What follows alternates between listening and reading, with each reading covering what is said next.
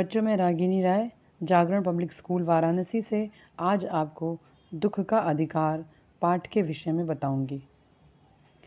दुख का अधिकार पाठ कक्षा 9 की स्पर्श पुस्तिका से संकलित है। इसके लेखक यशपाल जी हैं तथा इसकी विधा कहानी है।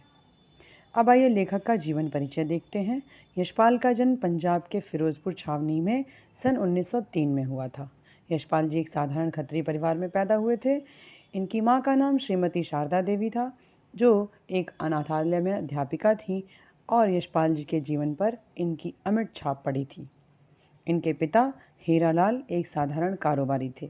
इनकी आरंभिक शिक्षा स्थानीय स्कूल में और उच्च शिक्षा लाहौर में हुई। यशपाल विद्यार्थी काल से ही क्रांतिकारी गतिविधियों में जुड़े हुए थे। अमर शहीद भगत सिंह आदि के साथ मिलकर इन्होंने भारतीय स्वतंत्रता आंदोलन में भाग लिया। उन्हें साहित्य और शिक्षा के क्षेत्र में भारत सरकार द्वारा 1970 में पद्म भूषण से सम्मानित किया गया।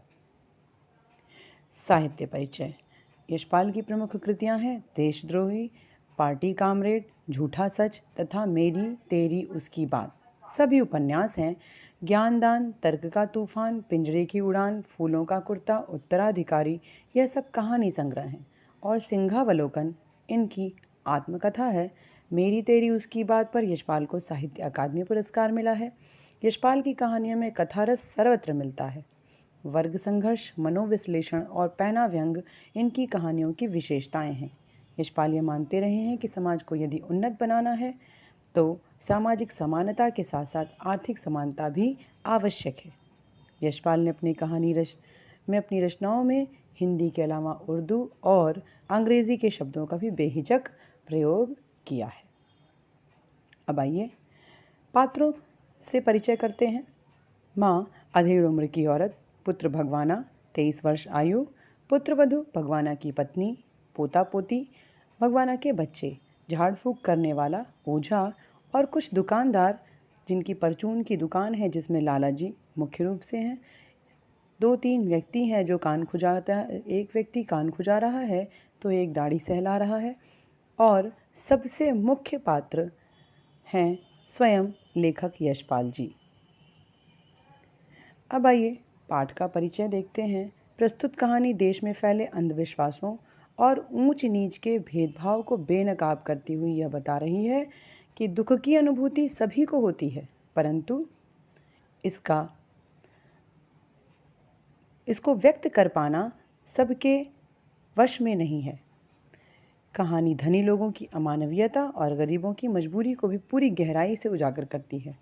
यह सही है कि दुख सभी को तोड़ता है, सब दुख से दुखी होते हैं, परंतु दुख को जताने का अधिकार सबके पास नहीं है और ना ही दुख व्यक्त करने का समय है। अब आइए कहानी की ओर चलते हैं। कहानी में भगवाना जो 23 वर्ष का लड़का है, उस अधेड़ उम्र की महिला का, वह खेतों में कचियारी करने का काम करता है और खरबूजे बिनने का काम करता है। कभी खरबूजे वह स्वयं बाजार में ले जाकर बेचता है और कभी उसकी माँ सौदे पर बैठ जाती है। घर में एक बहू है जो बूढ़ी औरत की बहू है और भगवाना की पत्नी है और पोता पोती हैं। एक दिन की बात है कि भगवाना मुंह अंधेरे अर्थात भोर के समय ही खेतों में जाकर के खरबूजे बिनने का काम कर रहा था कि तभी अचानक गीली मेड़ की तरावट में विश्राम करते हुए एक सांप पर लड़के का पैर पड़ गया और सांप ने लड़के को डस लिया। डसने के पश्चात विष उसके पूरे शरीर में फैल गया और लड़के की बुढ़िया माँ बावली होकर ओझा को बुला लाई। झाड़ना फूकना हुआ, नाग देवता की पूजा हुई। पूजा के लिए दान दक्षिणा चाहिए थी तो घर में जो कुछ भी आटा और अनाज था दान दक्षिणा में चला गया, परंतु भगवाना को बचाया नहीं जा सका। माँ, बहू और बच्चे भगवाना से लिपट लिपट कर रोने लगे, परंतु भगवाना नहीं उठा।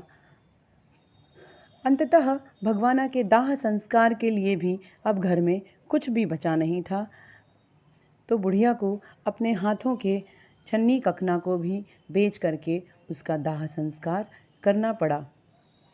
तत्पश्चात दूसरे ही दिन बुढ़िया की बहू बुखार से तप रही थी और बच्चे भूखे थे और घर में अनाज का एक भी दाना नहीं था, तो बुढ़िया अपने ही पुत्र के लाए हुए उन खरबूजों को बच्चों को देकर के उनकी भूख को शांत करती है, परंतु बहू के इलाज के पैसे नहीं हैं और उसे अंत में बाज़ार की ओर उन खरबूजों को लेकर के जाना पड़ा बेचने के लिए,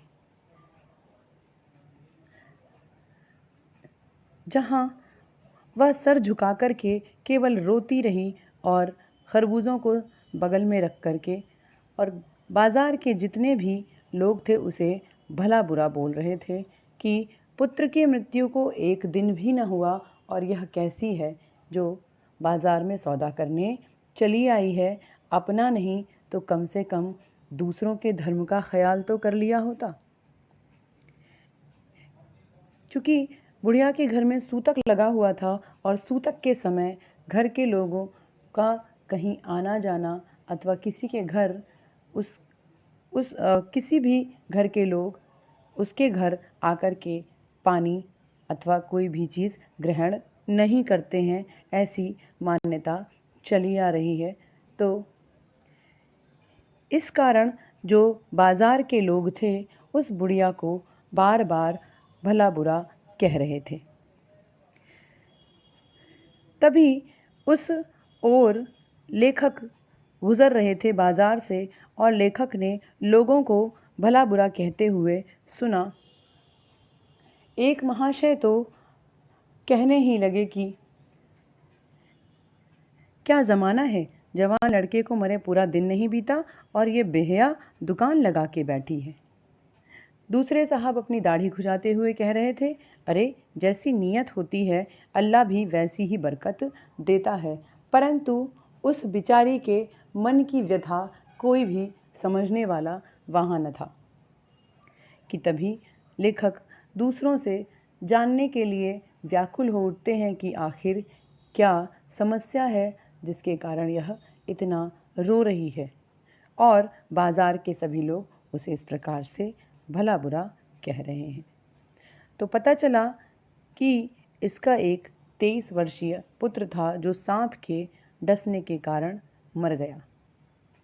तब लेखक को अपने पड़ोस में रहने वाली उस संभ्रांत महिला की याद आ गई जिसका पुत्र पिछले वर्ष किसी कारणवश मृत्यु को प्राप्त हुआ था और वह महिला बार बार मूर्छित हो जाती थी और उसकी सेवा के लिए 2-2 डॉक्टर उसके सिरहाने बैठते थे।